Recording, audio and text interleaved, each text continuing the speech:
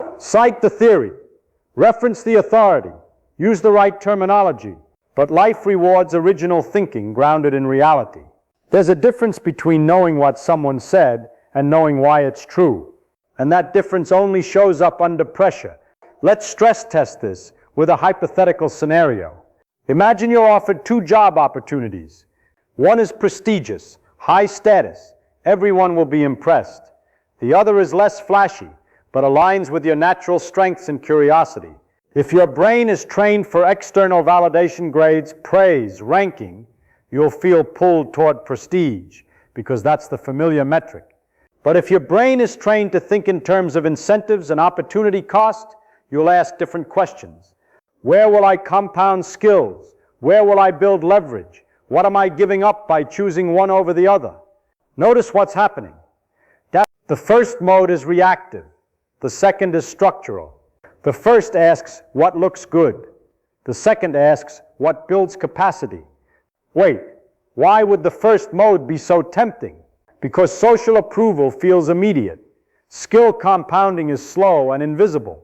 Education conditions you to chase visible metrics. Life rewards invisible accumulation.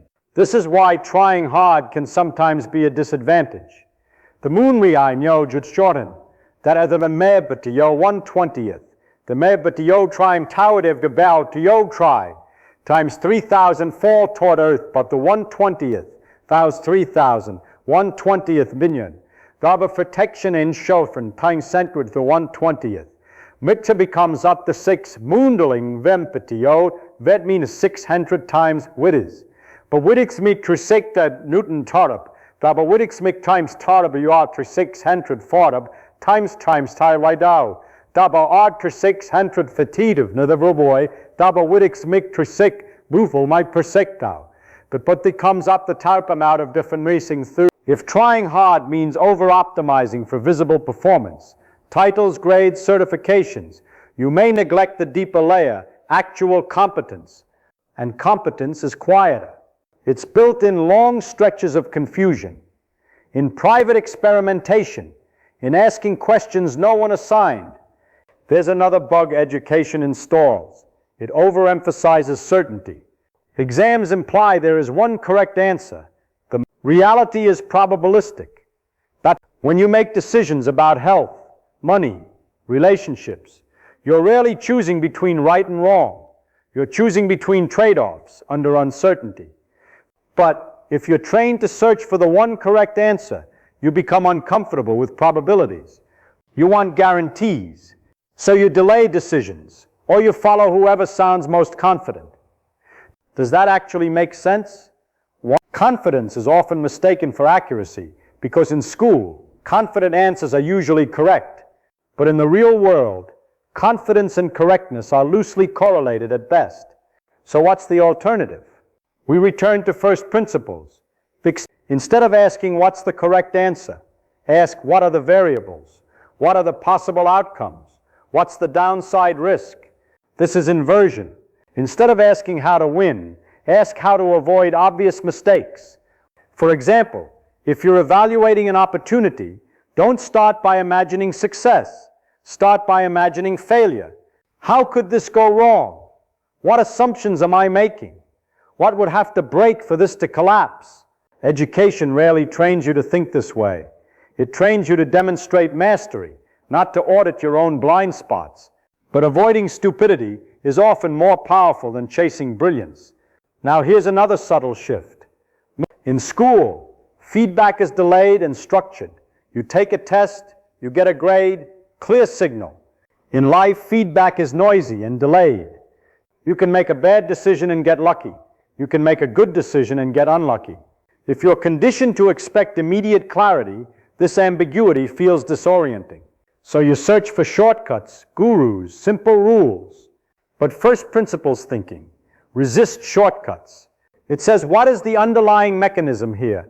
If someone claims a strategy works, ask why, under what conditions, what are the hidden incentives of the person recommending it? Incentives matter more than intentions. But a teacher's incentive is to cover the syllabus. A company's incentive is to sell. A media outlet's incentive is attention. If you don't factor in incentives, you misread behavior. Education mentions incentives in theory. It rarely trains you to instinctively look for them in every interaction. But once you start seeing incentives, the world becomes more predictable. Not simpler, but clearer. Let's zoom out again. The damage isn't that education gave you information. Information is useful. The damage is that it often skipped meta-thinking, thinking about thinking. It rarely asked you to examine how you form beliefs, how you update them, how you detect bias. So you may have accumulated facts without installing the operating system required to use them wisely. But here's the part that should feel empowering. None of this is permanent. We come simit miktebe. We come simit miktebava, but go 1 second. Tabachudamon 20th of an inch per hour ever. Because Brent plike to be a changer of the bitual, the finding ever brought train, type 20th of an inch times Edville Rilda. We come simit miktebi Kane had a even inch times Edville Rilda. We come simit miktebi changer of the bitual ever, metadiri tweebing tortling, become simit miktebi changer. We come simit miktebi changer of the bitual, metadiri tweeb toich something that you tweeb toich something times a yow. Become simit miktebi what if time wanal and you to kederipe the next we come on bork train, type twike to buy the expason, type twike something times. Neural pathways adapt, habits shift. You can retrain your brain to prioritize mechanisms over labels, to tolerate uncertainty, to value slow understanding over fast validation. Start with one habit. When you learn something new, don't move on until you can answer 3 questions. What problem does this solve? What assumptions does it rely on? What assumptions does it rely on? What assumptions does it rely on? Where might it fail? If you can answer those without notes, you're thinking. If not, you're storing. And storing is not the same as understanding. But over time, this changes how you read, how you listen, how you decide. You become harder to manipulate because you don't just consume conclusions, you inspect foundations. You become calmer under uncertainty because you expect it. You become less impressed by complexity because you know most things reduce to simple interacting parts. Does this make you rebellious? Not necessarily. It makes you independent. And independence doesn't mean rejecting education. It means transcending its limitations. School taught you how to play a structured game. Now you're learning how to navigate an unstructured world. The shift is subtle but profound. From memorizing maps to walking terrain. From reciting definitions to modeling reality. From chasing correct answers to building correct reasoning. If that feels slower, it is. If it feels harder, it is. But it's also more durable. Third, and in a world overflowing with information and starving for wisdom, durability matters. So maybe education didn't destroy your brain. Maybe it gave you tools, but not the instruction manual for using them beyond the classroom. The rest is up to you. And the moment you decide to think from first principles, quietly, patiently, relentlessly, you're no longer a product of the system. You're a builder of your own mental architecture. And that's a very different kind of education.